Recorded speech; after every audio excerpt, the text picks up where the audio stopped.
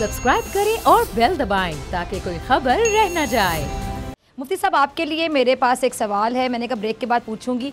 मौलाना साहब कहते थे पहले कि जी जो पहला धरना था, जो कि पता नहीं आप कहते हैं कामयाब था, आप कह रहे हैं हमने बस यही चाहिए था जो हो गया, इससे ज़्यादा की उम्मीद ही नहीं थी, लेकिन बहुत से लोग इसको नाकाम धरना कहते हैं। वो कहते थे कि मैं खाली हाथ नहीं लौटा। जो जी जी शायद साहब, मैं मुफ्ती साहब का सिर्फ एक पॉइंट ले लूँ, उसके बाद मैं सिर्फ आपकी तरफ आऊंगी। अच्छा जी मुफ्ती साहब, वो कहते हैं मैं खाली हाथ नहीं लौटा, तो जो लेके लौटे वो जरा हमें दिखा दें, बता दें, हमें से किसी को नहीं पता, शायद आपको पता हो। आदिल शेख साहब की जरा खैर खबर लूंगा। वो आजकल इन पे इल्जाम ज्यादा है ना, तो ये जख्मी हैं। अजमल वजार वाली आदिल शेख साहब, इन पर अपने पार्टी के इल्जाम हैं, तो वो गुस्सा हम पे निकालते हैं। इन्होंने एक बहुत बड़ा इल्जाम लगाया कि हमारा जो धरना था वो रेंटेड था। मैं इनसे कहता हूँ अल्लाह ताला से डरो, किसी सबूत के बगैर इल्जाम न लगाओ, और अगर आपके पास सबूत है तो सुप्रीम कोर्ट चले जाओ। ये रेंटेड तो तब होता कि मौलाना फजल रहमान साहब इमरान के मुखालिफ ना होते और मियाँ नवाज शरीफ या जरदारी उन्हें कायल करते। हम तो फ्राम डे वन इसके मुखालिफ हैं, और हम नजरियाती मुखालिफ हैं, सियासी मुखालिफ भी हैं। हमारे जो दोनों कोलीग हैं, मियाँ साहब और जरदारी साहब, वो उनके सियासी मुखालिफ है। इट मीन कल ऐसा हो सकता है कि ये तीनों एक साथ हों और हम साथ नहीं होंगे। और जो लोग नजरियाती मुखालिफ हैं वो किसी के रेंट पे काम नहीं करते। मैं इनको ये भी याद दिलाना चाहता हूँ, आप तो सियासत के तालिब इल्म हैं, कि कौन ऐसा आदमी है पूरे पाकिस्तान में जिसके कहने पर लाखों लोग जान कुर्बान कर सकते हैं। तो वो जवाब है कि मौलाना फजल रहमान का। मुझे माफ कीजिए, ऐसा कोई लीडर नहीं है। आप अल्फाज के चुनाव में एहतियात करोगे तो हमारा माहौल ठीक रहेगा, और अल्फाज के चुनाव में एहतियात नहीं करोगे। अच्छा मुफ्ती साहब, ये तो बता देना कि धरने से खाली हाथ नहीं लौटे थे, लेकर क्या लौटे थे वो तो बता दें। मैं जरा अपने भाई को समझा दूं ना। मैंने कहा कि अगर बिलफर्ज वो तकदीर, मेरे सवाल का भी जवाब दे देना। हलीम साहब को आपने बड़ा समझा दिया। मैं आपका जवाब भी देता हूँ। अल्फाज के चुनाव में एहतियात नहीं किया तो फिर हम भी तो इंसान है। वफा करोगे वफा करेंगे, जफा करोगे जफा करेंगे। हम आदमी हैं तुम्हारे जैसे, जो तुम करोगे वो हम करोगे। ये तो जनाब के लिए एक जवाब था। आपकी खिदमत में अर्ज ये है कि हम खाली हाथ नहीं गए। अगर कोरोना को आप माइनस करते तो इस वक्त इमरान खान किसी कार कोठरी में होता। कोरोना आया, कोरोना ने उनके रोने में इन पर पर्दा डाल दिया है। हमारे धरने के ये आफ्टर शॉट हैं। ये जो आमिर लियाकत कहता है कि मैंने इस्तीफा देना है, ये ऐसा बच्चा नहीं है कि वो क्या इलेक्ट्रिक पर इस्तीफा देता है। ये हमारा आफ्टर शॉट है। आप फैसल वाडा को देखो वो किधर है। आप फवाद चौधरी की टून देखो। -3 की बात तो शेख रशीद ने की है। बाप वाले किधर हैं, माँ वाले किधर हैं, अख्तर मेंगल किधर है। इनके अपने इत्तेहाद इनके साथ नहीं है। ये साहब इनकी डिबिया पे खड़े हैं। जैसे हिलाजे जाएंगे, जिस वक्त हमने धरना दिया था उस वक्त तो मजबूत किया, तो बहुत कमजोर है। मैं आपको 2020 के अंदर इमरान खान को जाते हुए देने का इंतजार करता हूँ। चले ठीक है, लेकिन मेरे सवाल का जवाब अभी तक मुफ्ती साहब मुझे नहीं मिला कि क्या लेकर लौटे थे धरने से मौलाना फजल रहमान साहब। अगर जी शाइस्ता आपकी तरफ आना चाहूँ। जैसे आपने कहा हलीम साहब ने किसी का गुस्सा आप पे निकाला, आपने तो हलीम साहब को ऐसी खरी खरी सुनाई कि जैसे पता नहीं कितना पुराना गुस्सा था, सिर्फ एक प्रोग्राम का गुस्सा नहीं था। जी शाइस्ता आपकी तरफ मैंने बात करनी है अभी मुफ्ती साहब से। मैं आऊंगी आपकी तरफ। शाइस्ता साहिबा जी।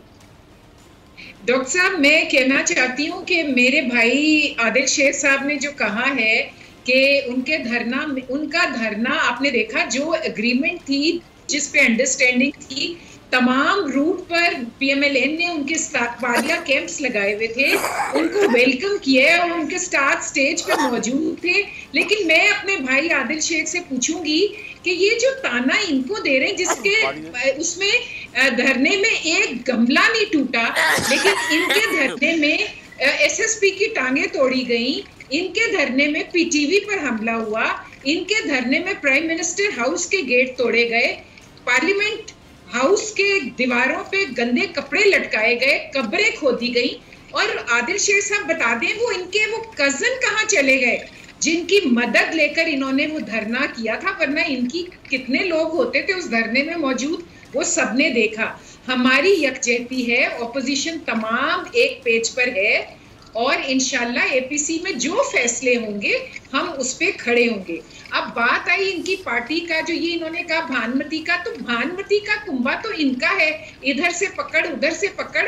और इनके असेंबली में जिस तरह की आवाजें आ रही हैं, डिससैटिस्फैक्शन की, किस तरह लोग बोल रहे हैं, कोई वॉकआउट कर रहा है, कोई कह रहा है नौकरियां बिक रही हैं, कोई कुछ गिला शिकवा कर रहा है, कोई कह रहा है कि प्राइम मिनिस्टर की एस्पायरिंग कैंडिडेट्स कितने हैं, कोई कुछ। तो ये किसी के ऊपर उंगली कैसे उठा सकते हैं? मेरी बात सुने, मैं तो अपने भाई की बातें सुन के हैरान परेशान हो गई हूँ कि इनके अंदर जितनी आवाजें हैं वो किसी पार्टी में नहीं है।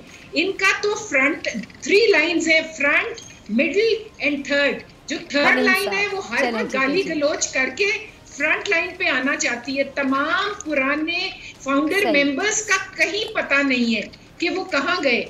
ये जो नॉन इलेक्टेड मेंबर्स हैं, जो आए हैं न्याजी साहब को खुश करने के लिए, वो गाली गलौज पर है मसरूफ, और वो उनका आशीर्वाद। ठीक है शाइस्ता साहब, आपके पॉइंट आ गया काफी डिटेल में। अब हलीम आदिल शेख साहब, आप कुछ कहना चाह रहे थे? जी मैं आपकी तरफ आ रही। मुफ्ती साहब का बहुत शुक्रिया कि उन्होंने मेरी खैरियत पूछी। उन्होंने फरमाया कि मैं खैरियत पूछूंगा। बहुत शुक्रिया मुफ्ती साहब, आपकी नवाजिश कि आपने मेरी खैरियत पूछी। लेकिन अब मैं बात करना चाहूंगा, मुफ्ती साहब ने फरमाया कि हमारा नजरिया है। आपका नजरिया मुफ्ती साहब था, इस पार्टी का मुफ्ती महमूद साहब, एक बड़ा नजरिया था। मौलाना फजल रहमान साहब भी एक बड़ा नजरिया है, एक बहुत बड़ी जमात है, एक बहुत बड़ा दारुल उलूम है, मतलब इसमें कोई शक नहीं है। उलमा कराम को सलाम, तुलबा कराम को सलाम, आप सबको सलाम। लेकिन बात ये अब नजरिया रह क्या गया? आपका नजरिया इक्तदार, कश्मीर कमेटी खपे, बंगला खपे, गाड़ी खपे, इक्तदार खपे, हम आपके साथ हैं। पीपल पार्टी से मिल जाए तो भी जायज है, नजरिया पीपल पार्टी से मिल गया, जी भुट्टो हो गया, वो फिर इक्तदार 2013 के बाद नून से मिल जाए तो भी जायज है, नजरिया इधर ट्रांसफर हो गया। उसके बाद वो मियां दिनारे वजणगे, वो नजरिया बन गया। कभी जियो भुट्टो बन गया के साथ हो गए, कभी मियां ना दिनारे वजणगे के साथ। लेकिन असल बात ये है, इक्तदार दिनारे वजणगे, मौलाना साहब उस पर चल पड़े, जिसने कश्मीर कमेटी दी। कश्मीर के लिए किया कुछ नहीं, कुछ नहीं, कुछ नहीं, कुछ नहीं। कश्मीर कमेटी रखी और उसके बाद इक्तदार, ये सब कुछ। तो बात ये, जब ये नजरियात इक्तदार के ऊपर, इक्तदार नजरियात के ऊपर गालिब आ जाए और नजरियात पीछे चले जाए, इक्तदार का हुसूल आगे आ जाए, तो फिर सूरत हाल यही होती है कि जब धरने के लिए आते हैं तो बेचारे मासूम तुलबाए कराम को हम कहते हैं, हमारा दिल धड़कता है उलमाए कराम के साथ, तुलबाए कराम के साथ। फिर उनको लाते हैं पता नहीं क्या सब्ज़ बाग दिला के कि हम आ रहे हैं वापसी में, तुम सेक्रेटरी औकाफ लग जाना, तुम ये लग जाना, तुम वज़ीर आज़म लग जाना, तुम उस कमरे में घुस जाना, तुम इस पे कब्जा कर लेना, तुम इस पे कब्जा कर लेना, इक़्तिदार हमारा होगा। उसके बाद एक हफ्ते के जी, मैं एक हफ्ते बाद खत्म हो रहा है, उन बेचारों को यकीन दहानी करा के चला देते हैं। बात यह कि नजरियात थे, नजरिया था, नजरिया हो गया, किस्सा है पारीना। बात है, अब तो सीधी बात है, अचानक क्या हो गया? उस दिन एक नैब की तरफ से आता है कि जी 120 दिन में 120 अदालतें, ये वो कोई साहब की बात चलती है, क्या होता है? आप देखिए दूसरे दिन मौलाना साहब तशरीफ लाते हैं और उनकी मुलाकात जरदारी साहब से होती है। जरदारी साहब बाहर आ जाते हैं और उसके बाद बिलावल साहब कहते हैं कि हम धरना देंगे, हम उठा के बाहर फेंकेंगे। अरे भाई, मौलाना साहब की आपको क्यों जरूरत चाहिए? उनकी आपको बैसाखी क्यों चाहिए? अच्छी बात है, मौलाना साहब अल्हम्दुलिल्लाह स्टेट पावर इनके पास है, लेकिन अपने लिए कीजिए, अपने लिए कीजिए, अपने नजरिए के लिए कीजिए। और जो मौलाना साहब ने एक शेर भी पढ़ा भी उन्होंने कि जी वफा करोगे वफा करेंगे, जफा करोगे जफा करेंगे, हम आदमी हैं तुम्हारे जैसे, जो तुम करोगे वो हम करेंगे। हमने शेर की टांग तोड़ दी है, हम कह रहे हैं हम आदमी नहीं तुम्हारे जैसे, जो तुम करोगे वो हम बिल्कुल नहीं करेंगे। हमारी ट्रेनिंग नहीं है, हमारी धमकी नहीं देते, हम किसी को धमकाते नहीं है, सब सियासी लोग हैं, हम बात करते हैं, हम नजरियाती बात करते हैं। हम आदमी नहीं तुम्हारे जैसे, जो तुम करोगे वो तुम ही करोगे, हम नहीं करेंगे। भाई बात यह है कि ये धरना धरना धरना धरना धरना आज केपी के अंदर क्यों फारिग कर दिया गया?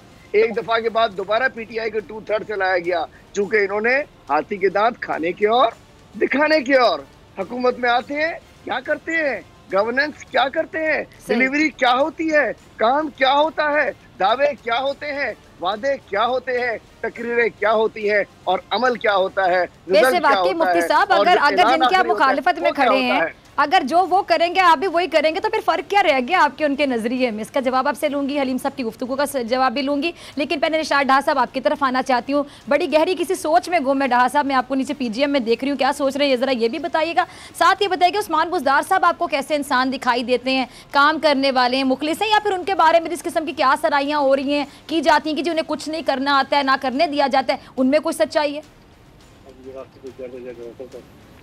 बात यह है कि पहले तो मैं अगर को मेरा अल्फाज शाइस्ता बहन को बुरा लगा है तो मैं माजरत करता हूँ। मैंने वैसे गाली गुली तो कोई नहीं दी, मेरी तो आदत है सच बोलना, जो बात मुझे सच लगती है वो मैं बोल देता हूँ। बाकी बुज़दार साहब की बात है, बुज़दार साहब एक नहायत शरीफ और नफ्स इंसान है और उनमें अल्लाह ने सब्र बहुत दिया है और उनमें बर्दाश्त बहुत है और हर आदमी को उठ के मिलते हैं, हर आदमी की इज़्ज़त करते हैं। वैसे ये एक दुनिया का असूल है, जब कोई गरीब आदमी चीफ मिनिस्टर बन जाए तो किसी को अच्छा नहीं लगता, लेकिन जब कोई बड़ा आदमी बन जाए ना, वो मर्जी खेले, जैसे मर्जी खेले, वो सबको अच्छा लगता है। एक गरीब घर का आदमी है, मिडल घर का आदमी है, वो वज़ीर आला बन गया है। मैंने तो उसको बड़े करीब से देखा, मेरे उस फैमिली से 64 से मरासे में 1964 से इसका बाप और मैं हम इकट्ठे पढ़ते रहे। तो ये बड़े बाअदब लोग हैं, किसी को बुरा नहीं कहते, किसी के ख़िलाफ़ कोई इतनी बद कलामी नहीं करते और काम भी कर रहे हैं। अब लोगों को नज़र ना आए तो मैं क्या कह सकता हूँ, मेरे ख्याल में तो बड़ा अच्छा जा रहे हैं, काम कर रहे हैं। और ये महंगाई तो हम पैदा हुए सुनते आए हैं कि महंगाई हो रही, थोड़ी सी बारिश आ जाए तो शहर में बड़ा पानी खड़ा हो गया, मीडिया इस बात को उठा लेता है। लेकिन चाइना में फ्लड आया, वहाँ तो कोई मीडिया नहीं बोल रहा कि गवर्नमेंट क्या कर रही है। यहाँ तो लगता है हम लोग ढूंढते हैं कोई पॉइंट हमें मिले और हम उस पर बोलें। लेकिन मेरे नज़दीक बहुत अच्छा काम कर रहा है, सही जा रहा है, किसी को तंग नहीं करता, किसी पर झूठे पर्चे नहीं करवाता और अदारे आज़ाद हैं, आपकी पार्टी अदारे बोले जा रही है अपनी बुज़दार मर्जी से साहब के काम कर खिलाफ। रहे हैं। ये इनको अच्छा नहीं लगता ना, लाहौरियों को तो और कोई बंदा अच्छा लगता ही नहीं है लाहौर के अलावा। अभी किसी लाहौरियों को बना दो, वो ये सब कहेंगे ठीक है। ये साउथ पंजाब का है बेचारा, ये उधर पथरीले इलाके से है, इनको अब अच्छा नहीं लगता तो बताएं मैं क्या करूँगी। सब्सक्राइब करें और बेल दबाएं ताकि कोई खबर रह न जाए।